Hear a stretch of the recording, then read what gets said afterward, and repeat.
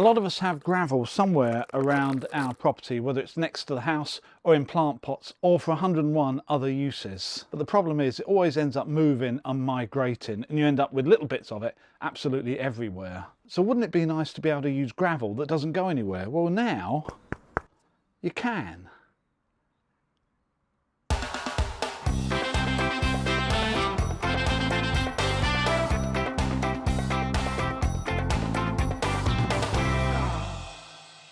I've got this little strip in front of my front window in the front of my house that started off by being filled with bark. But once the bark dried out, it just went everywhere and was a real pain. So a couple of years ago, I removed the bark and I replaced it with this blue slate, which has been okay, but it still tends to migrate for some reason and hold the leaves and the dirt, which I have to keep picking out of it regularly. So today's little project is to remove all of this slate, take that out the way, and end up putting some white stone in that's bound together so it doesn't migrate anywhere, and anything like leaves will just blow off of it rather than accumulate. So while I start bagging up some of this slate so I can use it somewhere else, go and see me in the workshop and I'll explain to you how I'm going to stick it all together.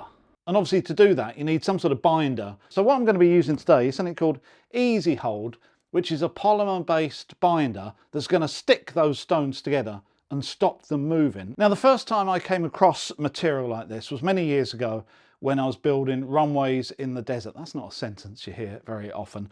And because we were building runways, we had a huge amount of truck movement on haul roads, and all the haul roads were made out of sand and dust. And so what we did was we got large drums of this, mixed it with water in the back of a water truck, sprayed all the haul roads, and it essentially binds all the sand together and all the dust together, which means A, you end up with a stronger haul road, and secondly, you keep the dust down to sort of normal levels. So polymer additives have been around a long time, but now they're a lot more available for us DIYs around the house and garden. I bought this off of Amazon. I'll put an Amazon link in the description below if you want to have a look at it. Essentially, this 5 litre tub is around £40 and will cover 8 square metres. That works out to about £5 a square metre, plus whatever stones or chip-ins you're going to use. Now, the ones that I'm going to be using today are these white chip-ins called Polar White. I bought these from the range and I think they're about £4 a bag. So between the chip-ins and the polymer, it's around about £9 or £10 per square metre. You can also get it on a spray type gun, but we'll talk about application in a minute. Now, this is a polymer-based single part binder system. You may have heard of something called bound aggregate, and that's something that you can also get as a DIY option, which I did here. Well, this is a kit once again from Amazon, and I've got a link in the description below. This is a 2-part resin system where you mix the 2 parts together, you mix it all up, and then you mix it with the aggregate that it comes with, which is exactly the same material as resin bound gravel that you can pay contractors to lay on your drive. It looks absolutely stunning, but it is quite expensive, and this kit is no different. I've just bought this from Amazon. It covers 1 square metre and it costs £50. So that's 5 times the cost of the polymer system. And the resin system is a lot more structural, but it's also a lot more expensive. So today I'm going to be using the polymer system because I'm not trafficking the area or walking over it at all, so I might as well use the cheaper system. Right, while I sort out the area outside and deal with a couple of cables that I've got to go in there, in here I'm going to be setting up a little bit of an experiment so we can lay some of the resin system and the polymer system. Once that's gone off, see the various strength of the two. So go back and see me outside, where you'll see how I deal with a couple of cables. All of this blue slate I bag up so I can use again in the future somewhere around the garden, and then get rid of the old weed control fabric that I put down a couple of years ago. This is the first 2025 outing for my powered barrow that's still got some charge in it that is held from last year, and just makes moving heavy stuff like this around the garden a lot easier. One of my challenges in this area is I've got 2 cables going through it. The first of which is this internet cable, which is my main internet cable, and that's where all my videos get squeezed down to your screen every Sunday. And obviously it's connected at both ends, so it's not as if I can pull it back and put it through a duct. I need some sort of protection on it. So to protect it, what I've done is I've got a 20mm duct and I've actually cut it down the middle and and made it into what we'd call a split duct. And that means that I can put it around either side, then sort of tape it together. It's not perfect, it's not nearly as good as a proper sort of 360 duct, but it's better than nothing. The other cable I'm putting in is for a couple of uplights, one on either side here, because this part of the house is quite dark in the evening. So I'm putting in one of the Luminaire cables, and that means I need a bigger duct. So this is a 25mm duct, which I'm going to put in, cable it up, then I can put the polymer gravel all over it and then pop the lights in at the end. So what do I need now?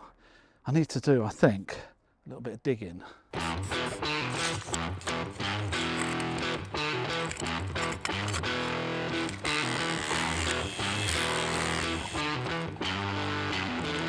This cable needs to be lowered so the white gravel can cover it. So I cut a bit of a slot through the concrete edging at each end. Split ducts provide a limited amount of protection, but it's better than nothing, I suppose. And when cables are connected at each end, then you don't really have any choice.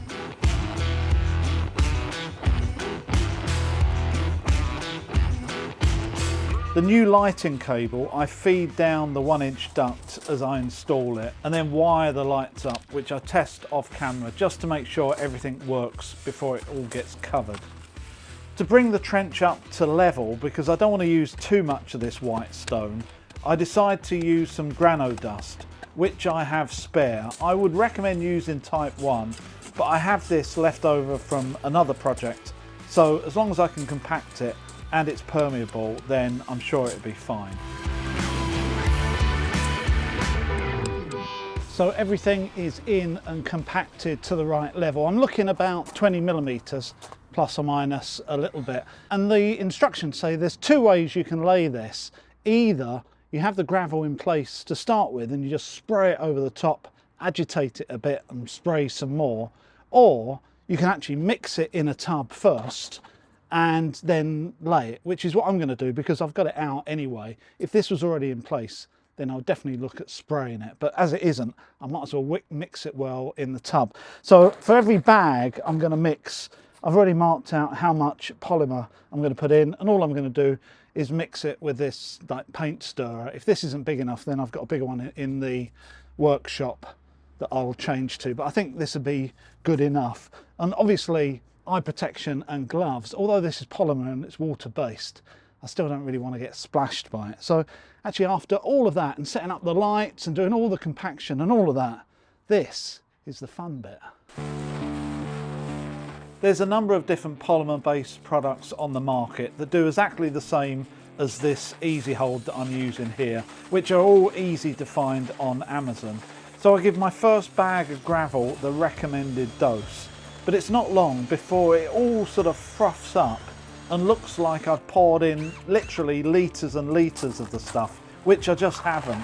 It must be just how the polymer reacts to this stirring.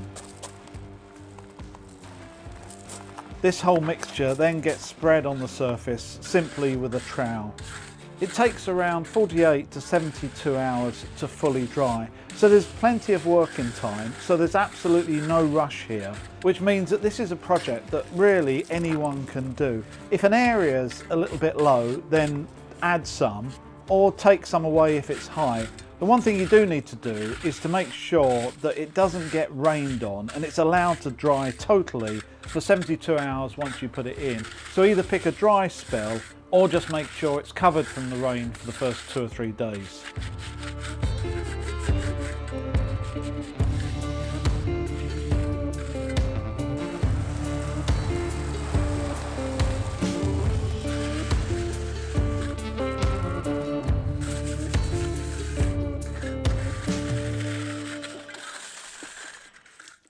Back inside, I mix up a small batch with the same stone as a bit of a trial. Here I'm laying 20mm deep.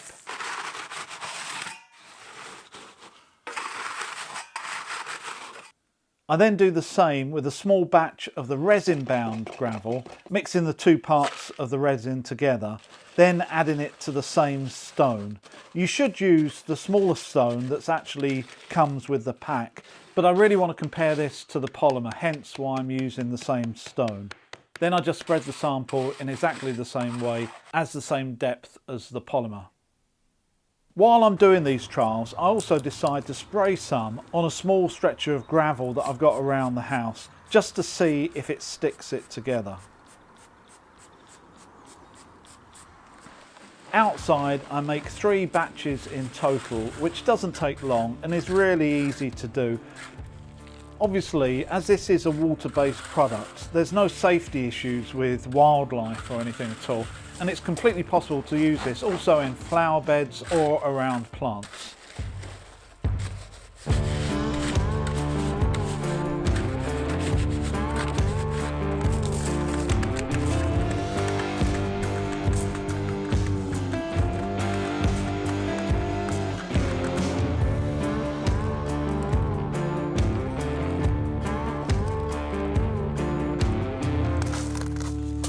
So that's it completely laid, and actually the laying was the fun bit and didn't take very long compared to the preparation. So if you've got the gravel already in place, really quite an easy process.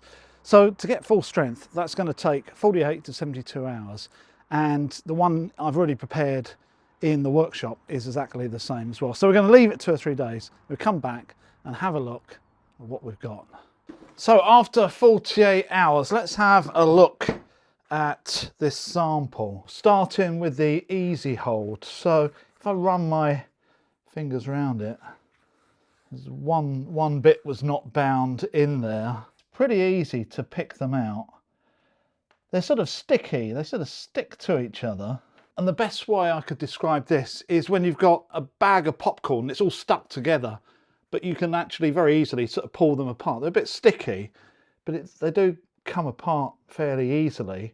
But generally, unless someone traffics that or walks on it or does something to it to break it up, that I think will hold in place. Let's have a look at the resin one, shall we? Let's see if we can pick some bits out of this.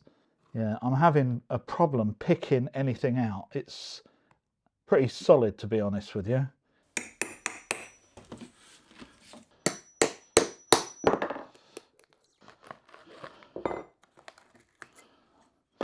There we go. I did actually, oh yeah, okay.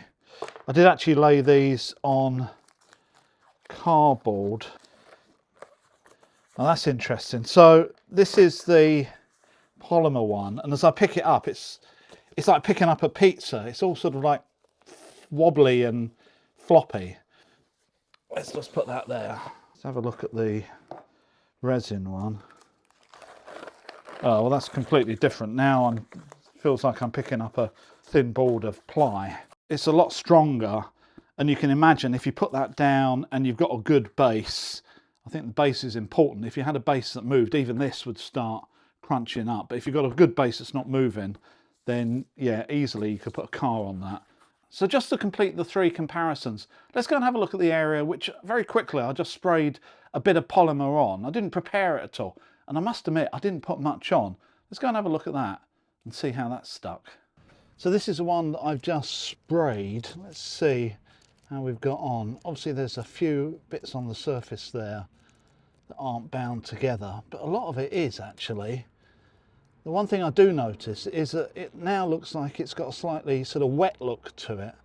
Just here is absolutely solid, which is, I think, quite impressive for just spraying on the surface, and I used hardly anything. And as for the front of the house, I think that white gravel has tidied things up, and I think now it looks fairly smart. There's a few loose stones on the surface, but 99% are bound together, so I'm happy with that. And for those of you wanting to see what my 2 small uplights look like, well, there you go. And it's amazing that you don't need lights that are very powerful just to add some interest onto a surface. These are the Lumiere patio lights, which I've just added to my low voltage ring that's already around the house. So all in all, I'm really pleased with that. Definitely not a product to put cars or make a gravel path out of, but doing something ornamental and decorative, just keeping things in place so they don't migrate everywhere, I think that's absolutely perfect. I would next time just lay the gravel and spray a little bit over the top, and if I have to do that again a week later, it's a lot easier than mixing it up. I think I used far too much material, and I think I could get away with just a small percentage, but you live and learn. I hope you enjoyed this video. I will see you next time.